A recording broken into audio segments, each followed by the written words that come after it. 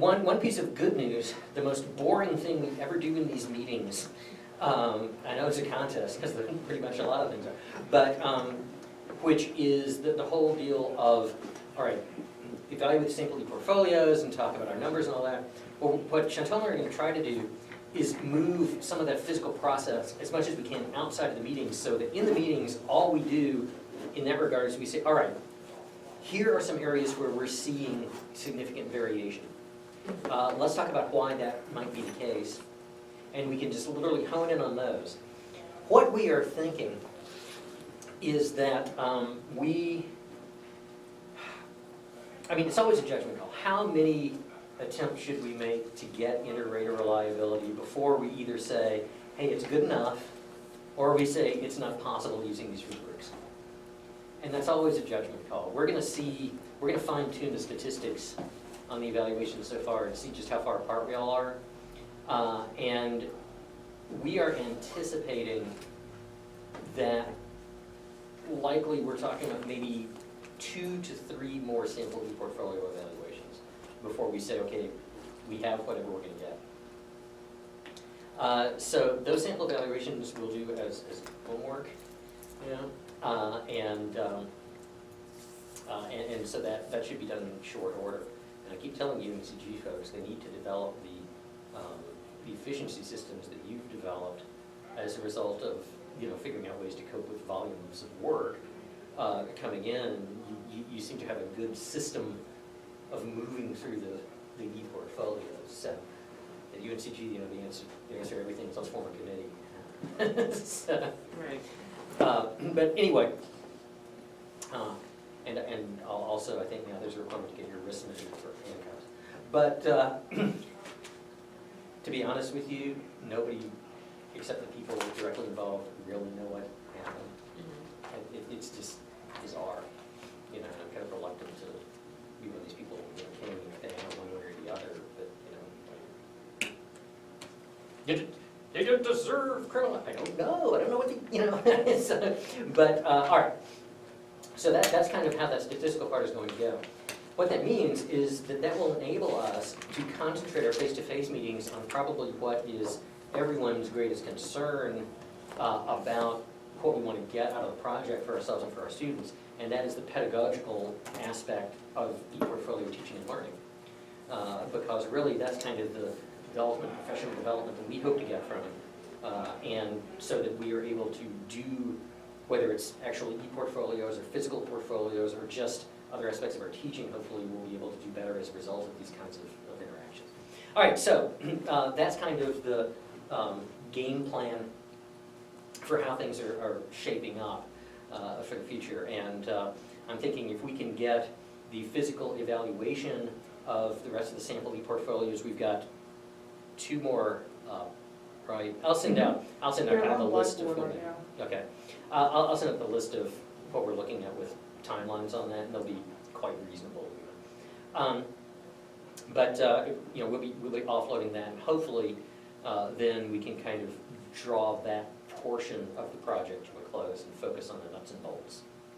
Speaking of nuts and bolts, let's find out where things are. Okay, so Xavier, you've got, I think I came up with a name for this because there was a group of some of the UNCG cohort that were doing a similar sort of thing, where you were saying, okay, let's collect the sort of candidates for e-portfolio inclusion and all that, and then at the end, the students are kind of pulling that together, sort of a backloading approach. Others, particularly our FFL, our first year program, are tending to some degree almost front load it, and it's like every time students are submitting one of a fairly long list of small assignments, then they get feedback on that, and then on the basis of the feedback, they polish it up and they pop it in the e-portfolio at that point.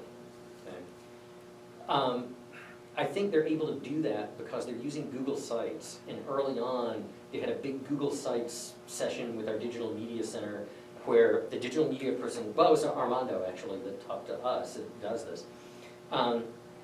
He comes into the class and literally walks students through setting up their e-portfolios. So within like a couple of weeks of the start of classes, They already have their template for their e-portfolios done. They've got their, different sections labeled, and they're ready to go. So, anyway, those are different models. Damon, I'm particularly curious about how you're kind of planning and working through this, the whole implementation thing, and not only because, it's our shared discipline, but, or lack of discipline, but, with speech communication, it's always interesting because you're dealing with, I think, a more robust collection of media than a lot of other people are. So, basically, where are you and kind of where are the students standing and what they're collected or putting in or what? Well, what I was thinking at this point is to, utilize it as, number one, a documentation, of what they've done, over the course of the semester.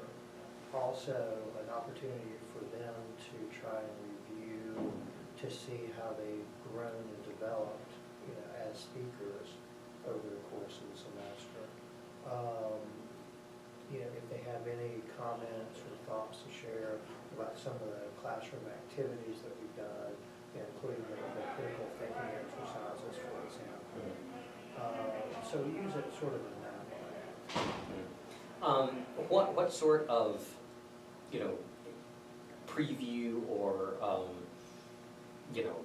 kind of stage directions have you given your students with regard to the e-portfolio? Because, that's an interesting question, because my students have they barely heard the word portfolio, and e-portfolio is just Right. What I've done with that is just, I've pulled some students aside, and mentioned the e-portfolio project to them and suggested that it might be available as an extra credit opportunity, that they can participate in. That way I feel like I'm probably getting the most motivated, students, some of the more capable students in terms of being able to interact effectively with the technology. The students who really want to do it, as opposed to the students who feel like it's just another thing they've got to get done before the end of the semester. interesting. So you're kind of taking advantage of the positive side of self-selection for that sort of thing. Interesting point. If at this point, if I tried to roll this out to, everybody in all these classes with the amount of work that we have remaining to get done, I just can't imagine it would be beneficial for anyone involved. Mm-hmm. Yeah. And of course, that's another thing, that one of the myriad uncertainties at the general administration level.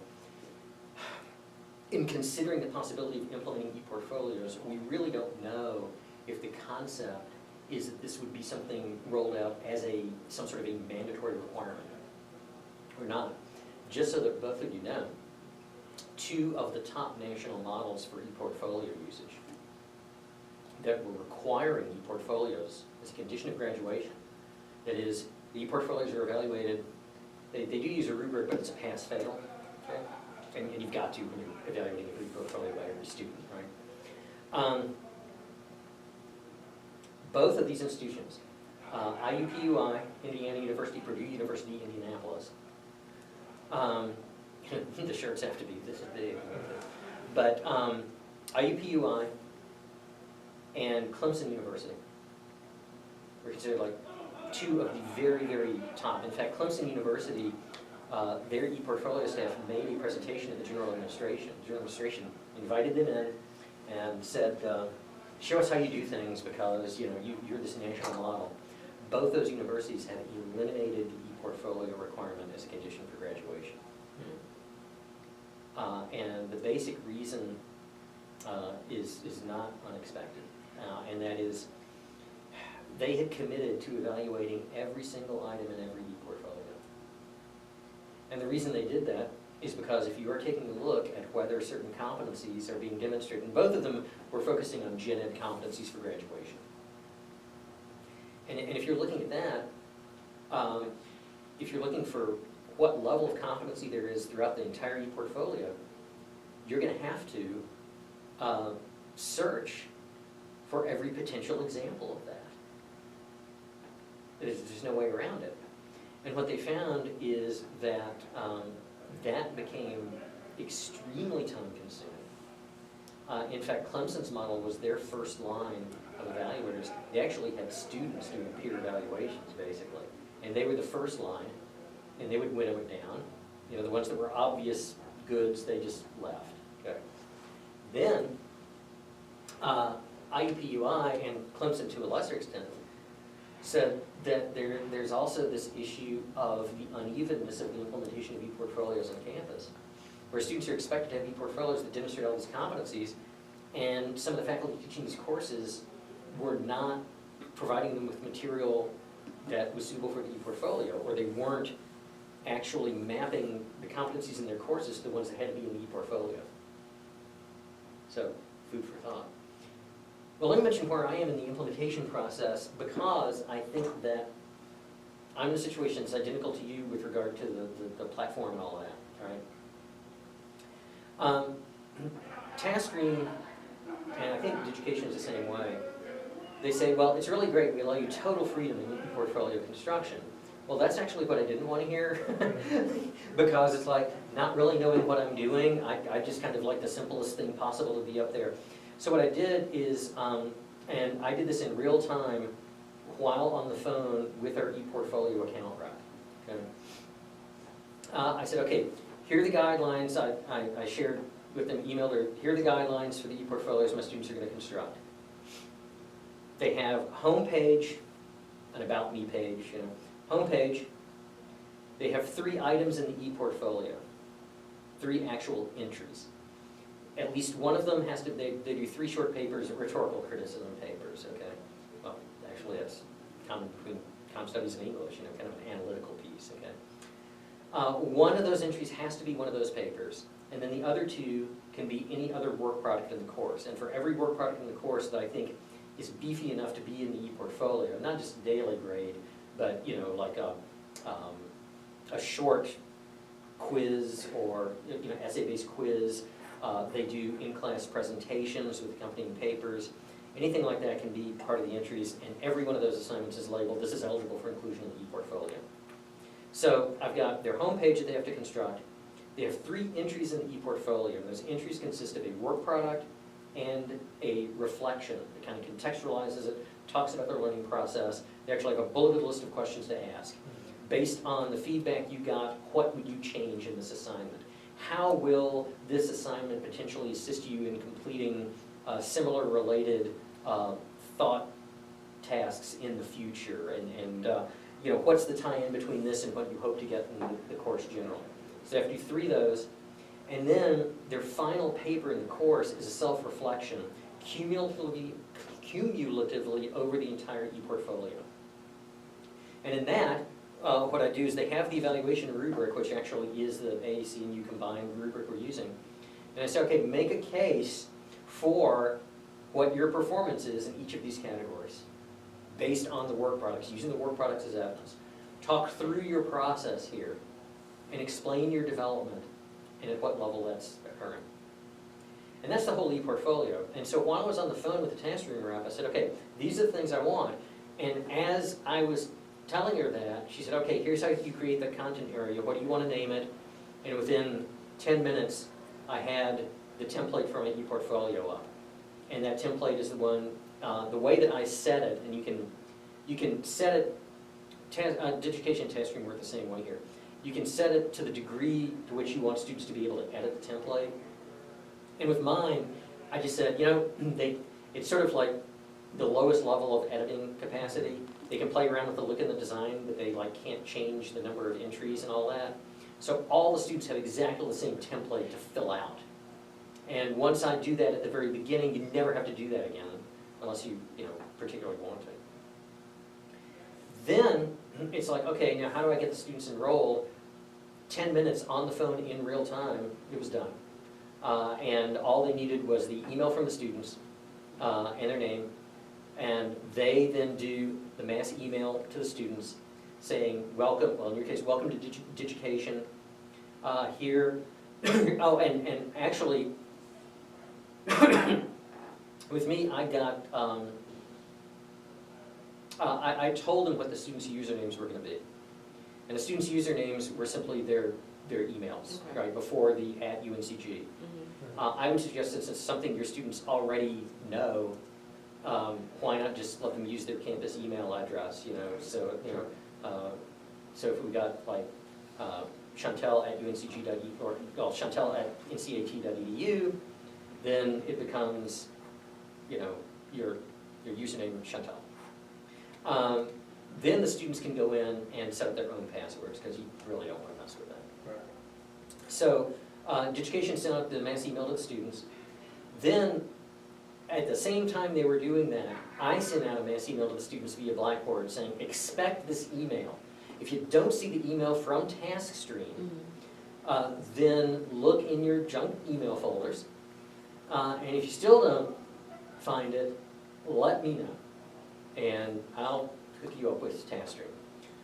Not a single student said they didn't get it. They all got it.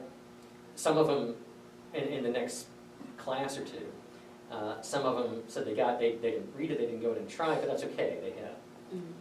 Then what I did with TaskStream, TaskStream, by the way, has been the most troublesome in like getting them to do stuff for free. Digication is a lot easier to deal with in that respect, because we had to get like this like high-level corporate permission to, you know, get a certain number of accounts, and I'm going, you gotta be kidding me. But anyway, all the students were already enrolled. Then, in one class period, I designated that class period as a TaskStream orientation period. I turned it totally over to TaskStream, I set it up, the time and place, they set up a webinar type of thing, and I said to all the students, bring all your electronic devices today, it's the one time you'll get to do that, you know.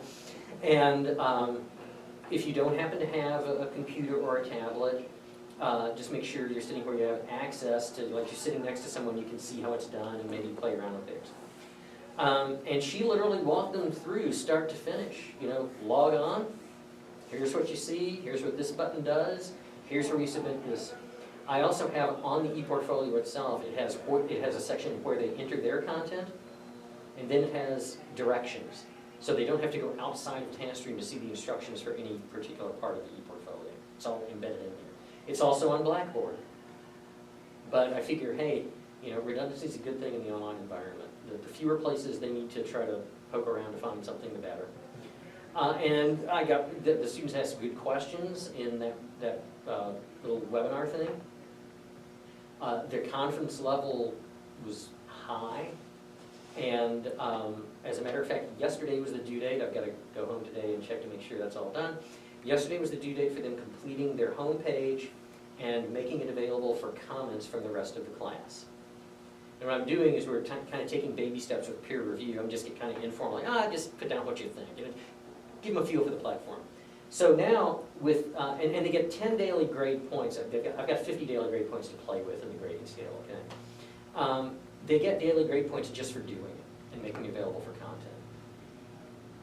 So, I mean, that's certainly not the only way you can do it, but so far, and if I find that a student hasn't made theirs available for comment, I mean, I'm not using this like a punitive sort of thing. I'm just going to kind of email them and say, hey, you know, sometime before the end of the day, go ahead and press that, you know, make available for comments button so that I have it.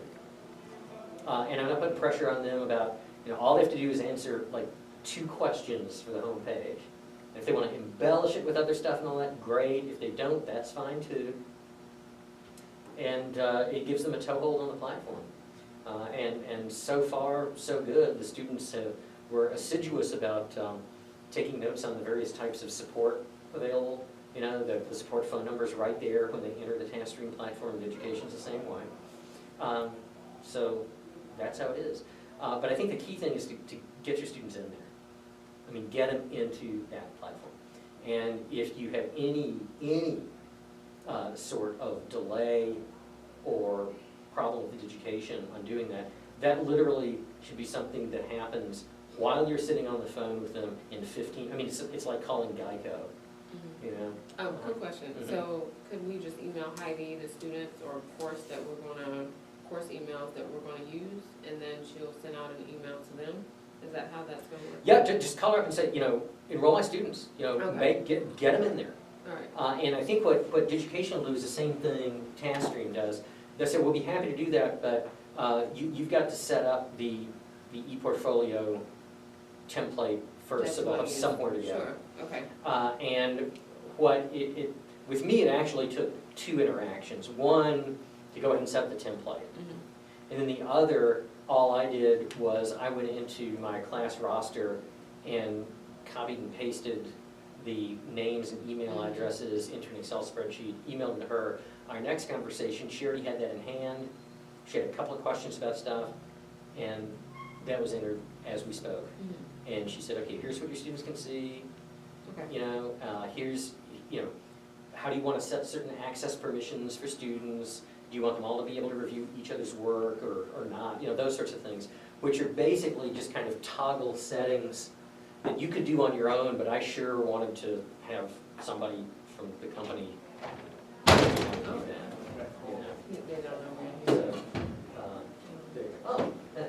hey, how's it going? No problem. You can look. No, we're just very disappointed you didn't bring in that table with a lot of food on it. I'm sorry. No problem. But, so, yeah, because by now, for this thing to work at all, the students have to be able to get in there and play with it and then just do stuff with it. Okay. And Danielle, I think that's gonna help with you on your system, is you're gonna get more takers, right? Of students who are going, hey, okay, this is worth it, this is something I can do. And they'll say, sure, aside from just the point motivation, they go, okay, this is something I can handle. And most important, it'll enable us to generate data from them. Because one of the things we'll be feeding out to you, and we may do, we're probably gonna do 2 bouts of surveys for your students. One, obviously, at the very, very tail end of things, sort of like after they've turned in their portfolios and that sort of stuff. And then the other one, probably as soon as we get that ironed out and get the IRB seal of approval. It's obviously going to be a project that's exempt. Oh, I was gonna wait a minute. She's fast. Yeah, no, she realized she was walking in on something. She walked out. Yeah, but she knew it was us, it's not me. But, that's kind of what's happening. But literally, really, make the call to Heidi, say, students in now. No, it's no, And- I just yeah. wanted to know what the process was, so now, Yeah. they're not behind necessarily. Oh, I no. think- Yeah, I I'm mean- gonna use the same instructions and Mhm. just select the best class for it. That'll be it, so, makes sense. Yeah. Mhm. And of course, we're particularly interested in getting up student feedback on the surveys.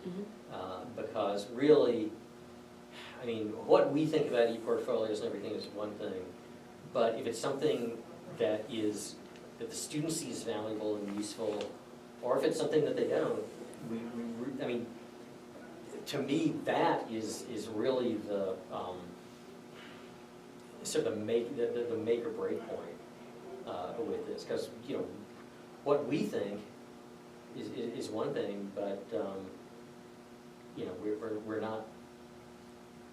not the ones that are the focus of it. Oh, by the way, you may want to do this, you may not. I'm actually creating kind of a pared down baby e-portfolio along with them. Okay.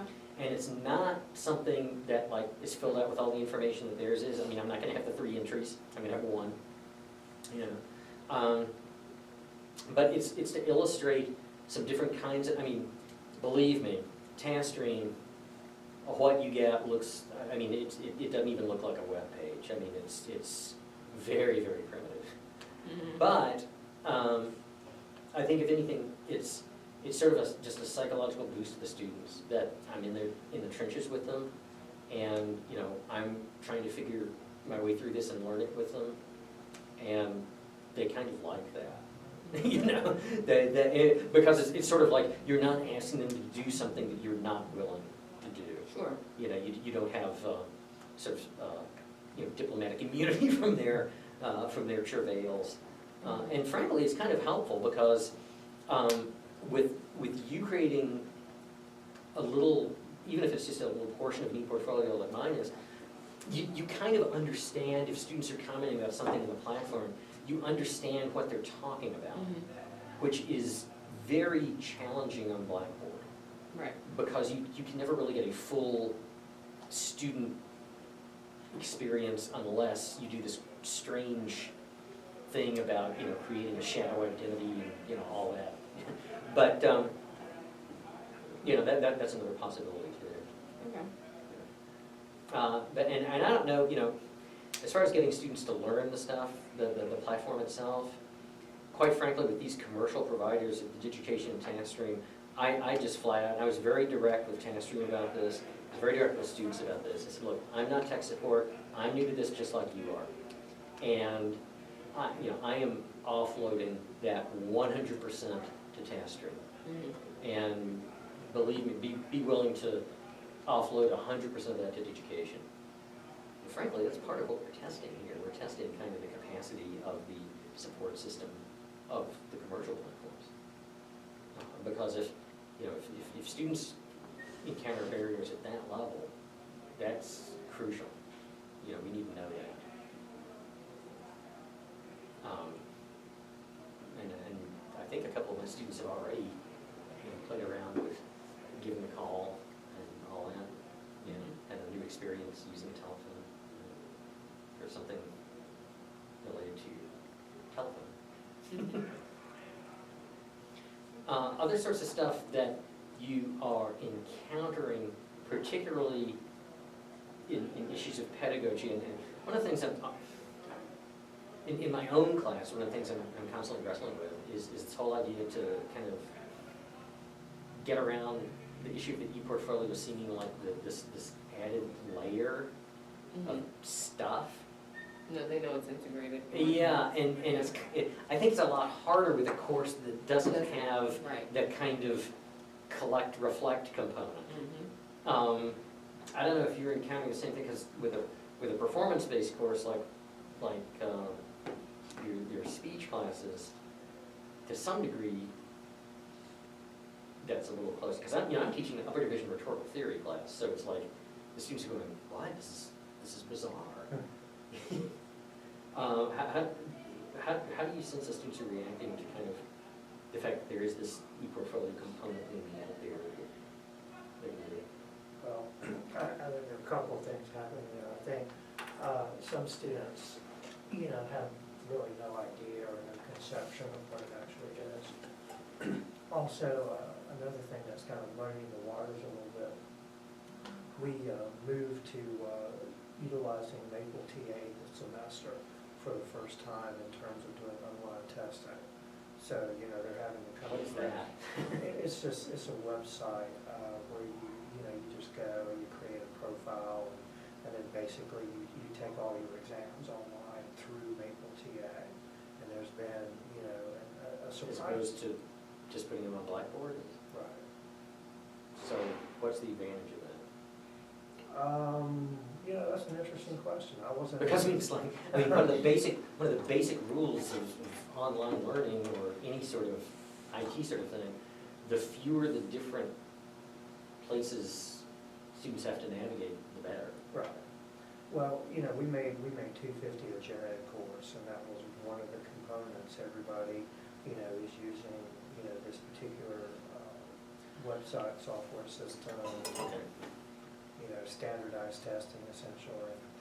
Right, yeah, now it makes sense, because, of course, the benefits often are not ones that we realize on the instructional sense, but it just dawned on me, it's the same reason universities go to Digication or TaskStream. Data analytics, which you can't really do across Right. courses and things Right, like for that. reporting purposes. Right. Yeah, exactly. And I've been surprised at the number of students who've had problems, getting their account set up, understanding how Maple TA is supposed to work. I mean, it's a very simple system. This is something that we encountered in our session this morning at UNCG, Chantel, because this is simply in a different form, the issue that a number of us were noting that we're coping with is we're playing catch up with the digital literacy level of the Mhm. students. And it's kind of interesting because I would expect, you know, a student who decides to go to A&T, I would think generally would be a bit ahead of the curve of UNCG students there, because you have a higher percentage of students who are looking at, you know, science, math, tech-related skills. I think that's true with certain majors here, but I don't think it's true, you know, across a broad spectrum of the undergraduate population. Hmm. Interesting, so same thing in a different context. I mean, I have grade reports that don't have real names attached to them, Hmm. you know, because, you know, some students just didn't understand the importance of creating an account with their first name and last name. Oh, so they're using screen names? Yeah. Wow. Huh. And so, you know, I'm reduced to, you know, standing up at the front of the class, okay, who is Moon Kitty? I need to see Moon Kitty, after we're done. Yeah, and I don't know, you know, it depends on the way your course is structured. It may not be feasible to do this, but there are other ways to do it as well. It may be worth having either a discrete class period, or you get Heidi and the education people to do a synchronous session outside of class, or just do a synchronous session and make it available, you know, like our stuff was for students to watch who can't make it at that time. Just, here's a walkthrough of getting it set up, and here's what you have to do. You shouldn't have to do that. And even the people using WordPress and Google Sites, they're uploading that to Armando and the Digital Media Center over at UNCG. But yeah, I mean, because I was coming with the same thing. I mean, you know, and it's just same tune, different key. With my students, it was like, what? You don't know how to download your graded paper from Blackboard? Really? You've never done this before? I don't know. But I had to go find the tutorial video on Blackboard and give them a link to it. Yeah. You know, they didn't know how, well, they still don't know how to name files, so on every assignment, I have like 2 paragraphs, literally with a diagram and an example. Here's how to name a file. Here's the file name I want you to use. I want your last name, your first initial, and the name of the assignment. For example, if I were doing this assignment, my file name would be, you know, paper 1, Schwartzman R, paper 1. And it's still, actually, to their credit, they've gotten better. I'm gonna have maybe 1 or 2 students mess that up. But it's just the sort of thing where I'm going, really? You know, I went to grad school to write how to name a file guidelines.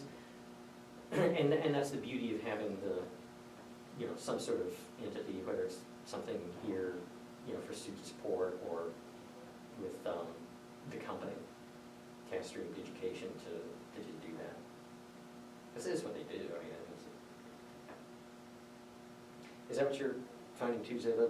Is there kind of a digital literacy gap? No, Or something my like that? students are really intelligent, so they actually, you know, send me. How come we don't get some of her stuff? Yeah, no, I mean, they're just, I think because they're younger and they like really just utilize technology all the time. Actually, I have them use their devices in class, whatever they bring to class, their cell phones and stuff, usually for activities if they need to. We do research, when we do peer reviews, they can use their phones or iPads, whatever. So I think for them, it would just be setting clear communication and instruction guidelines, in which case I over-communicate. So for them, it would just be seeing the communication in a lot of places so that they can access it. So not just on Blackboard, in their emails, perhaps, you know, send reminders, like that's usually what it is. So it's not a matter of them not being able to do it, it's just how to do it. What would you like me to do? That's really where they are. So I just have to make sure I transition my written instructions that I upload via Word document to a Blackboard announcement, or integrate it somehow into the template where maybe I could have maybe bubbles in each one, although I'm you know, I usually highlight what's most important for each section that they do if it's compartmentalized. So since they'll have multiple tabs, I assume that what I'll have to do is just put maybe parentheses or highlight, okay, for this page, Yeah. make sure this is here, Mhm. this page, this needs to go here. So just those kind of explicit things, and then otherwise, I think they should be fine. Yeah, on the absolute bare bones skeletal template that I'm using, Mhm. I mean, is, talk about plain, you know. Yeah, I know. But it literally has under, with each of the entries, if you so choose, there is another little button thing on there that says directions, and then the actual space, you know, for the entry where they click that and it opens up, you know, the canvas for, gotta be careful because no canvases are elements, but for the creation of the content, you know, it looks exactly like the areas in Blackboard for creating content, you know. But if they wonder what they need to do there, it's not just emptiness, Mhm. that they've got something right there. And in some ways, I'm hoping that's gonna be kind of this companion help they get along the way where they feel better just having that there. Yeah, I think I just have to with I think I'm gonna use, now that I'm thinking about my 9 o'clock class, because they're a pretty healthy class as far as size, and they have pretty consistent quality work, so I wouldn't wanna pick a class that's either underperforming or a small Yeah. percentage that are overperforming, so I think they're the most, and I think ultimately, again, it would just be about getting them the access first. I already have instructions that I use for those classes, and then doing my own kind of prep with the instructions on the platform so that it looks consistent with what I normally expect. So that would be the only thing.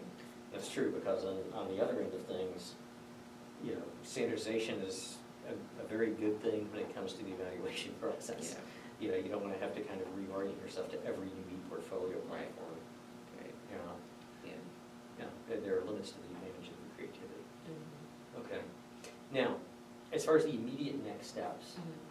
I mean, thinking very concrete sort of terms.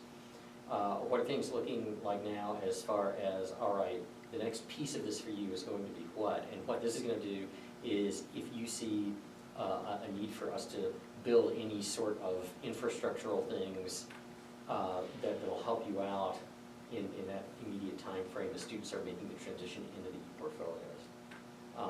I mentioned before that our Digital Act Studio website will be coming online.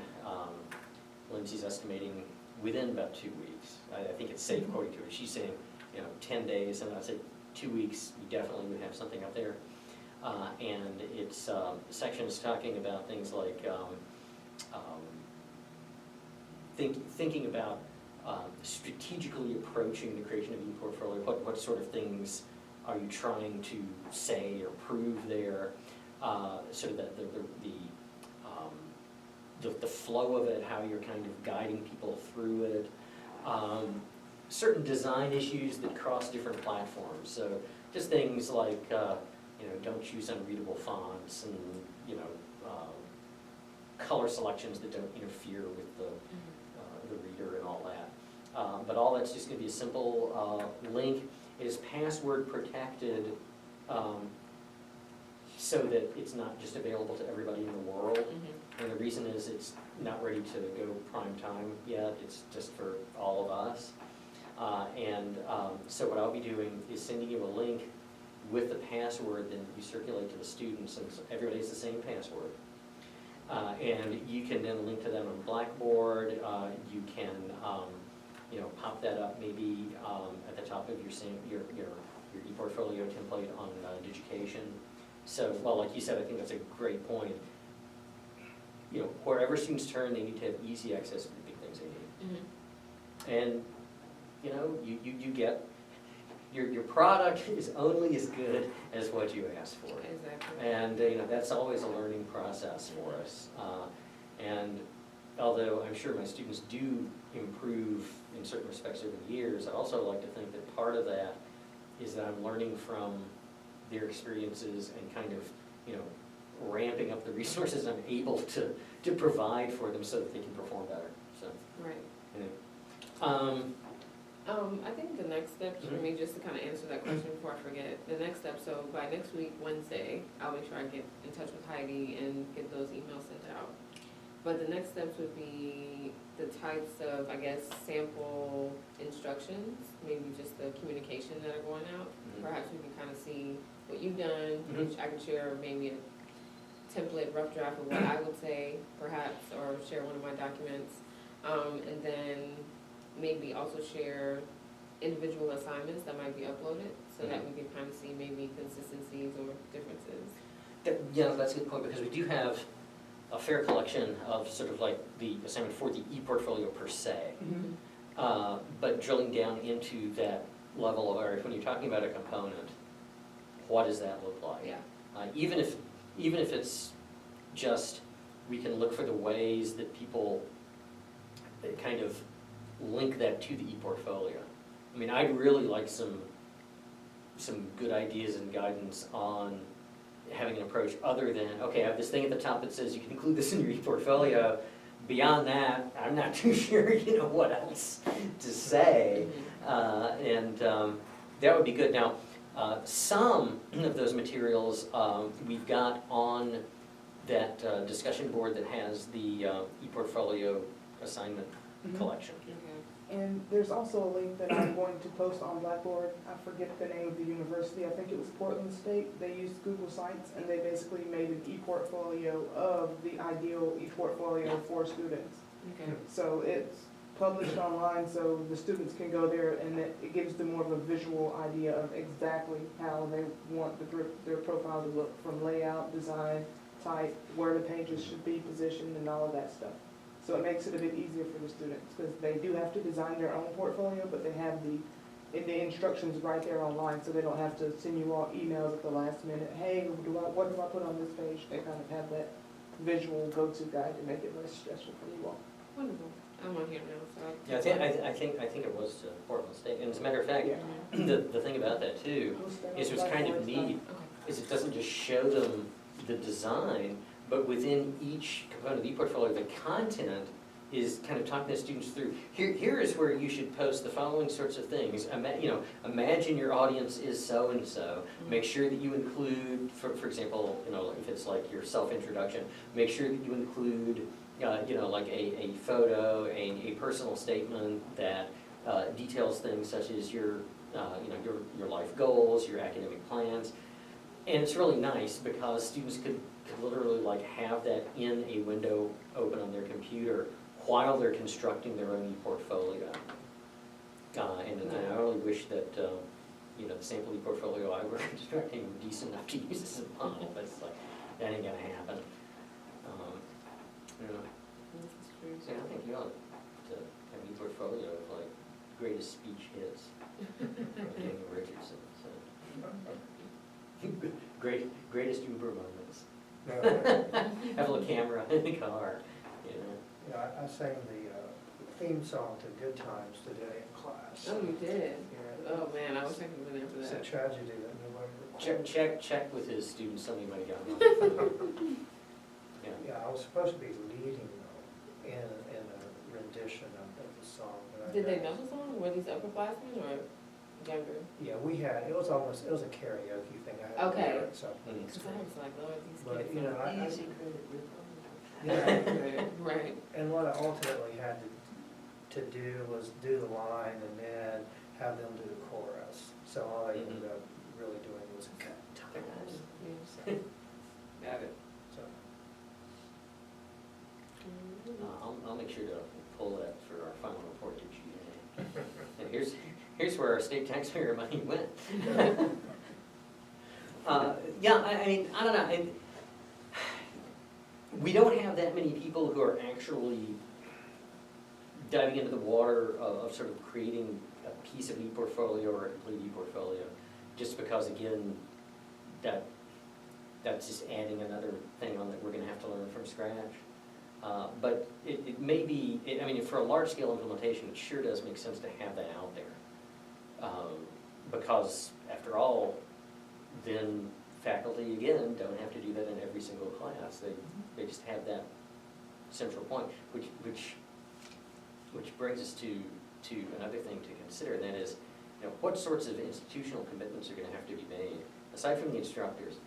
What sorts of institutional commitments are gonna have to be made to make this fly? And this goes beyond GA level or anything like that, but it's like, and it goes beyond tech support. It's this whole idea of, well, are we going to be expected to create for students the ePortfolio template for each class? Are the students gonna have a central ePortfolio that then we have access to in our course, and they're just adding material to it if it's a, you know, if it's a college longitudinal wide sort of ePortfolio? I mean, there's certain things that are different from a one semester pilot implementation as opposed to an ongoing project. As Chantal and I start putting together some of these considerations and, you know, ePortfolio implementation, we literally will be like drafting outlines and things and sharing them with everyone so that you can kind of fill in your observations and experiences and comments, because this is the sort of thing that's going to inform not just our report to GA, but also the scholarship that we're doing on this. And that's going to be very important to know, you know, what's kind of the inventory of things that an institution's going to have to understand they're committing to if they're committing to ePortfolios. Right. And of course, IUPUI and Clemson, after several years, found out they were committing to far more than they could actually deliver. And you know, faculty buy-in is a huge piece of this, because you know, I can imagine we could probably sit down and name very quickly any number of our faculty who would touch this with a 10-foot pole, because it's a different type of technology. They're not used to it, and by golly, they're all about the content. I can name some people in our department, Chantal probably can too, who would approach it that way. And certainly that's their prerogative. But, I mean, that spells problems for university-wide ePortfolio too. Other kinds of things, either at the overall pedagogical level or at the nuts and bolts implementation level. Where is the whistle? Clear as mud is what that's how it is at GA. Every time I go, oh gee, you know, what's gonna be their mandate this time? You know, somebody in the board governors gets in a certain mood for something. And it's like, okay, now we need to pursue it. And, you know, sometimes there's follow through and it, you know, winds up being something that's done at the university scale. Sometimes it's just, you know, a lot of work and nothing comes of it. We never know. But hopefully, if nothing else, what we're investigating is going to be useful for our colleagues. I mean, that, you know, and ultimately, you know, if certain things pan out, we'll have some neat stuff for our students. I mean, I'm really finding that my students, they're kind of warming up to this whole idea of, reflecting on my own learning. I always have to demonstrate that I learned, but I've never really had to discuss how I learned. And that, it's not really intimidating. It's exciting, but there's some trepidation because it's a different mode of thinking about what you're doing. You know, it's a metacognitive task that, frankly, you know, I was a little surprised to find that they had not done that much. And then I thought about it and I go, well, you know, over my years of teaching, how often have I really asked students to do that? Other than just show you know this stuff, okay, let's move on to the next stuff. And maybe it's high time for us to go in that direction. Yeah, I mean, I find the same thing when they do their self-concept papers, you know, in the intro class. A lot of them have never really just taken the time to sit down and think about themselves in that way before. You know, who they believe themselves to be as a person, their strengths, their weaknesses, you know, who do they want to be in 5 years, who do they not want to be in 5 years, you know, those kind of questions. Yeah, I'm finding more and more that, I mean, he's probably the same way as we are, where you really found ground being broken in that area is your first year programs. They seem so far ahead of the curve on that, and I think partially because they're so concerned with these retention issues, they're interested in students being able to make sense out of their education so that they stick with it. And in fact, ultimately, if you talk about the pot at the end of the rainbow for e-portfolios, that's really what it is a retention tool, ultimately, is the big payoff. And that, if students have something where they can sit down, they have a product they look at that is a chronicle of their education as a whole, the education becomes more meaningful. As opposed to, I have this kind of random collection of discrete courses that some people are telling me to take, and that's all it is. And homecoming. So how do you see the drive to have students graduate in 4 years? I mean, really? Not gonna happen. Okay. Well, I mean, we've contributed as a society, and to some extent the universities have contributed to making that virtually impossible. Because, and this is why now, that standard data, I mean, you'll get data from institutional research about 4-year graduation dates, but the actual data at the system level that is reported is the 4 to 6 year graduation rate, or 4 to 5 year. I mean, 4 year, they say, oh, it's a great idea and everything, but a few things make that possible. Number one, the debt load that students are shouldering. The vast majority of the students are working pretty close to the equivalent of full-time jobs, so they're going to school. If you're doing that, it's really hard to take a big course load. They'll take enough of a course load to be eligible for financial aid. Mhm. Not a whole lot more than that if they're working, 35, 40 hours a week, or sometimes more. Well, this is the point I was sort of going for. I've been asked to help out with some advising, over the last year or so. And I've been astonished at the number of students I've seen who are taking 18, even 21 Sure. hours.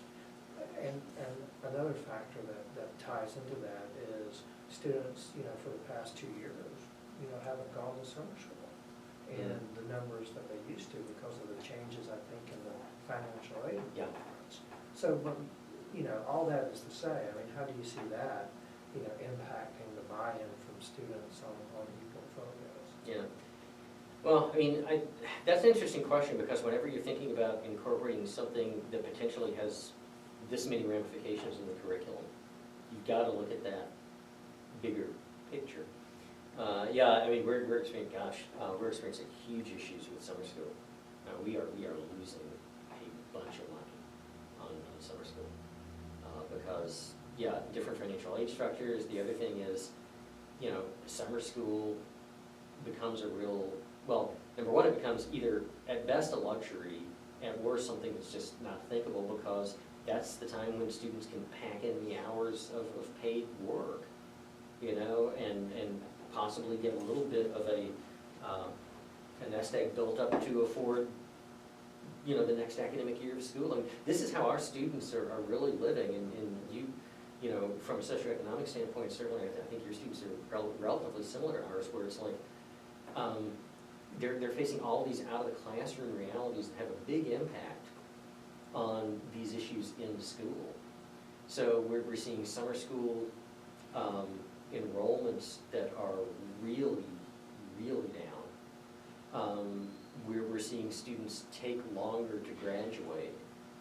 And yet, they're getting a lot of pressure from parents and, quite frankly, and, market pressures to get out as quickly as possible. Right. So, I mean, these don't mix easily.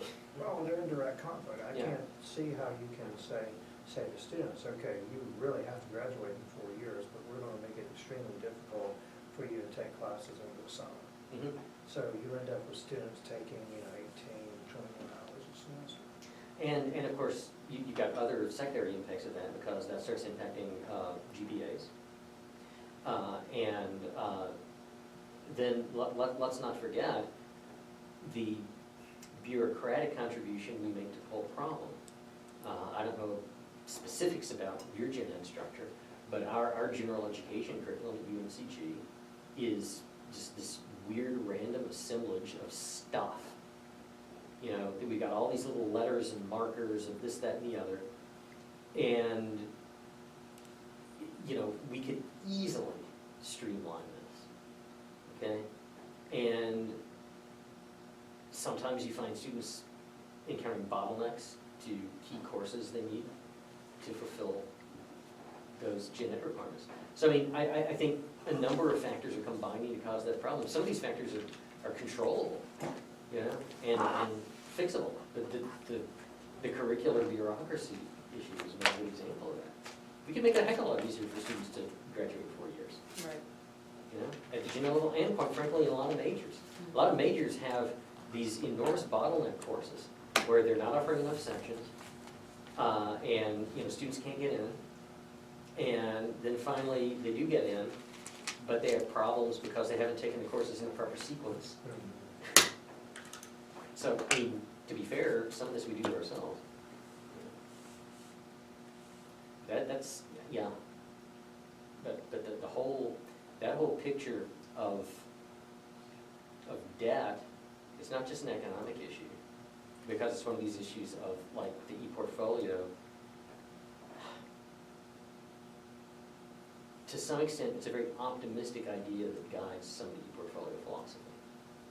And there's this whole idea that, well, students will look at their whole education, it will become meaningful and all of this, when many of our students are just very much more focused because of necessity on just kind of the day-to-day task of, all right, am I gonna be able to afford, you know,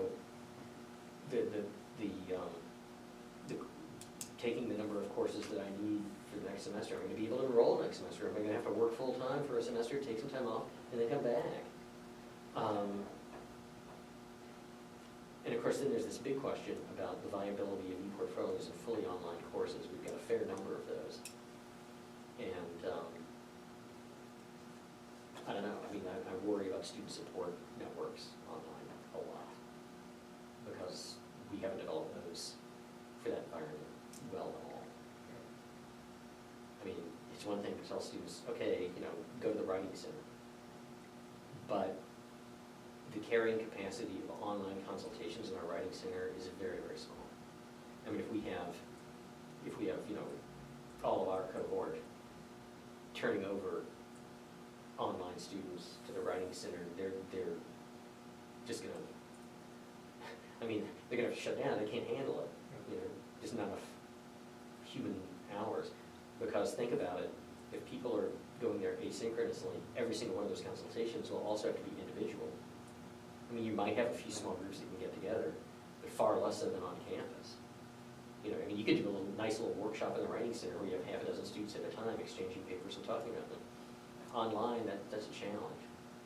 And that's part of what we're gonna find out from the people teaching online. Okay, so, how are we going into the next week of activity and things like that? Do you need to task us with anything?